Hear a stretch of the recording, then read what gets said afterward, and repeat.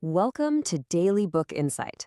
This is a space for overthinkers to find some clarity, focus, and calm, using some of the most powerful ideas from really great books. So let me just ask you, is your mind a noisy place? You know what I mean. Does it ever feel like a super crowded room where everyone is talking all at once? Just this constant buzz of thoughts and worries that honestly just won't shut up. If you're constantly replaying conversations in your head, trying to figure out what somebody really meant by what they said, or just worrying about what people think of you, you get it. It's just exhausting, isn't it?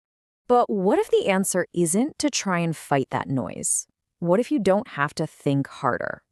Well, today we're diving into an idea from Marc Reklau's book, How to Become a People Magnet, that suggests the real secret is so much simpler. It's about changing where you put your attention. Okay, so the very first principle is honestly a total game changer.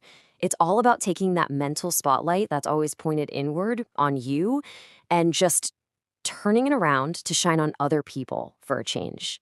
Think about it. So much of our overthinking, especially when we're around other people, comes from being way too focused on ourselves. We get trapped in our own heads, worrying about what to say next or how we're coming across. The book actually calls this self-focused dialogue the deadly sin in human relations. And you can really see the difference here, right? An overthinker's mind is always going, my story, my opinion, let me tell you. But active listening completely flips that script. When you're genuinely curious and trying to understand someone else, well, your own mental chatter has to take a back seat. Your brain is suddenly too busy listening to be anxious. And this is just so powerful. In a world where it feels like everyone is just waiting for their turn to talk, being a real listener is like a superpower. You don't just make the other person feel amazing. You give your own overthinking mind a much needed break. It's a direct path to mental quiet. All right, so our second principle is this. A quiet mind isn't just about what you focus on, it's also about what you clean out. We've got to practice a little mental hygiene and get rid of the junk that creates all that noise and anxiety. Let's start with gossip. Gossiping isn't just about potentially hurting someone else's feelings. It actually fills your own mind with negativity and suspicion. It literally trains your brain to look for the worst in people, and that just fuels social anxiety. And then there's judgment. How often do we just jump to conclusions about why someone did something and we assume the worst? So often, that habit is just a reflection of our own insecurities. If we can replace that with a little empathy, we can start to quiet down that harsh inner critic. Oh, and this one. This is a biggie for overthinkers. Making assumptions. We create these entire movies in our heads based on almost no evidence at all. But the fix is so simple. Just replace your assumptions with questions. Instead of assuming your friend is upset with you, just ask.